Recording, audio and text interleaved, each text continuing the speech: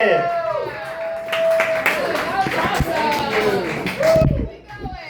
going. Y'all, he looks like a cop from like West Side Story. Were you tricked into joining the force? You're so sweet. All right, on deck, Madeline Medlin. Coming up now, it is Stonkey the Boy Wonder. Oh, yep, I knew it was gonna be you. All right, give it up for it. Yeah, keep it going. What's up, guys? So I'm Stonkey the Boy Wonder. I used to work with this guy named Ray, and Ray was a character. He always used to say stuff like, "Well, I'd join the Corps if I didn't get arrested for armed robbery." You're telling me those were your only two options you had, Ray? It was either Semper Fi or reach for the sky? You're telling me it was join the Corps or rob a liquor store? So I told him, I said, "Ray, that's the stupidest thing I've ever heard in my life." He goes, "Well, I'm not working at this here Sonic because I'm Einstein's son." Fair enough. And so I was telling the guy I work with now about Ray, and he goes, "Wow, sounds like an interesting dude. What's he doing now?" I look him in his eyes, I say, "Well, Ray overdosed on heroin a couple years back." He starts into that, "Oh, I'm sorry to hear that." I go, No. It was either go to community college or die on the toilet. And like a jazz musician, Ray chose legend. So speaking of jazz musicians, when I was in high school, I was in the jazz band. And we went to go see Bill Watrous do a clinic.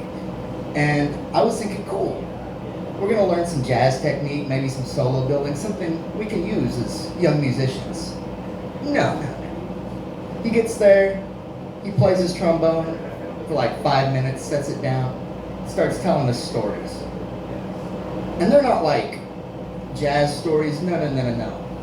They're about the Merv Griffin band shooting junk in the basement and smoking reefer at these clubs that were playing. So, he's telling us all these stories. And then he goes into one where they're playing the Copacabana. You know that Barry Manilow song? Yes.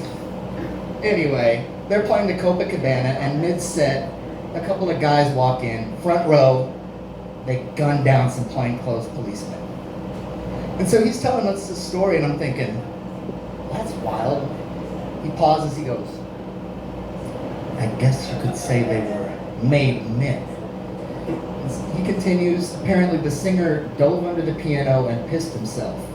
And a couple minutes later, when they dragged the bodies out, he refused to finish the set.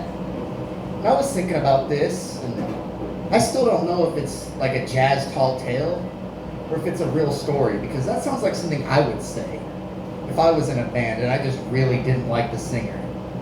Like, "Oh, that guy's a fucking pussy. The gangsters, they shot the cop and he pissed himself and wouldn't finish the show. Fuck that guy. That guy's no good."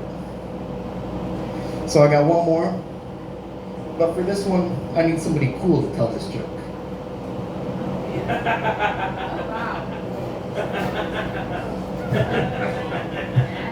Yeah! Don't go nowhere without me. This girl added me on Snapchat the other day. We get to talking. She says, "It's a little embarrassing, but I'm in a rehab program right now." I said, "Bitch, shut your trap. Ain't nothing embarrassing about that. We all got problems, sweetheart. Sometimes we need a little help. It's no big deal."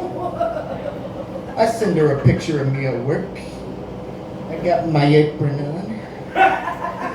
My hair net's tied tight. She says, "Oh. Fuck's that even mean? Oh."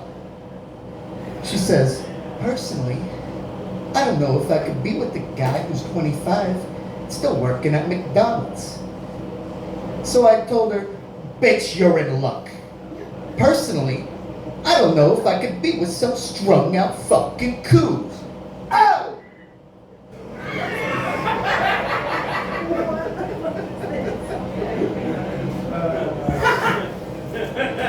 I'm sorry.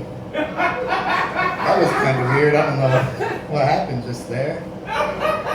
Anyways, I did pay her for pics of her pussy. Thank you guys. I'm Stonkey the Boy Wonder. Oh my goodness. Thank you so much. Yeah. Wow. Wow. I think we can all agree, wow.